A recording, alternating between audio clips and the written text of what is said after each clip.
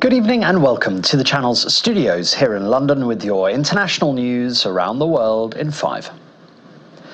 Pressure is growing on the UK government to suspend arms sales to Israel after 7 aid workers were killed in an Israeli airstrike in Gaza.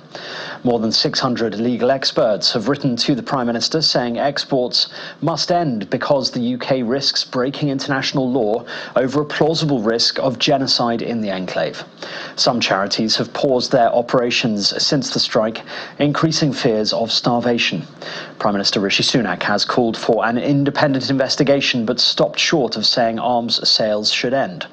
Meanwhile, World Central Kitchen founder Jose Andres has accused Israeli forces in Gaza of targeting his aid workers systematically, car by car. What I know is that we were targeted deliberately, non-stop, until everybody was dead in this convoy. This happened over more than 1.5, 1.8 kilometers. So this was not just bad luck situation where, oops, we dropped the bomb in the wrong place, or no, this was over 1.5, 1.8 kilometers with a very defined humanitarian convoy that had signs in the top, in the roof. That cannot be the role of an army. That cannot be the role of an army that has hundreds of drones above Gaza in any single moment. Rescuers in Taiwan are working to reach more than 600 stranded people a day after the island experienced its worst earthquake in 25 years.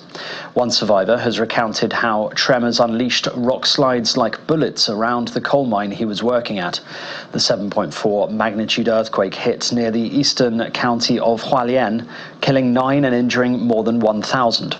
Some stuck in tunnels and near a national park have been rescued by helicopters, but 34 people are still missing. The official number of people trapped or stranded rose considerably from about 100 to 660 on Thursday, as people started getting phone signal back in the mountainous regions. More than 100 people were on board a ferry as it caught fire off the coast of southern Thailand on Thursday morning. The ferry, an overnight service from Surat Thani to popular tourist island Koh Tao, was about to arrive at its destination when the fire began. Some passengers had to jump into the sea to escape the fire. Authorities confirmed that there were no injuries. South Africa's Speaker of Parliament, Nosiviwe Mapisa-Nqula, has handed herself over to police a day after she resigned over corruption allegations. Miss Mapisa-Nqula arrived at a police station in Centurion, 40 kilometres from Johannesburg. She is due to make her first court appearance at Pretoria Magistrates Court on charges of corruption. The politician is accused of soliciting bribes in return for awarding contracts during her time as Defence Minister. Togo has delayed parliamentary and regional elections amid tensions following controversial constitutional reform. The reform, approved by lawmakers last week, replaced the presidential system with a parliamentary one. It also hands executive power to the Prime Minister, reducing the presidency to a symbolic role. Opposition parties have rejected the reform, fearing it could let President Faure Gnassingbé stay in power.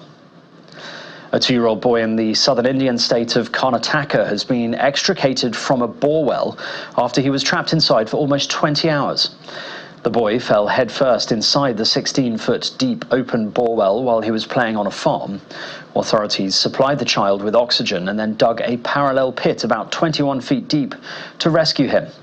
The toddler has been taken to a hospital and is undergoing treatment. And Canada's Niagara region has declared a state of emergency ahead of a rare total solar eclipse on April the 8th that is expected to gather massive crowds to the areas. The dramatic waterfall, situated along the Canadian-US border, is in the path of the eclipse, and many people are splurging on hotels and rentals in advance to experience the phenomenon at one of North America's natural wonders. The mayor of Ontario City of Niagara Falls predicted by far the biggest crowd that we've ever had on the Canadian side for the eclipse. The Niagara region said that a state of emergency had been called out of an abundance of caution.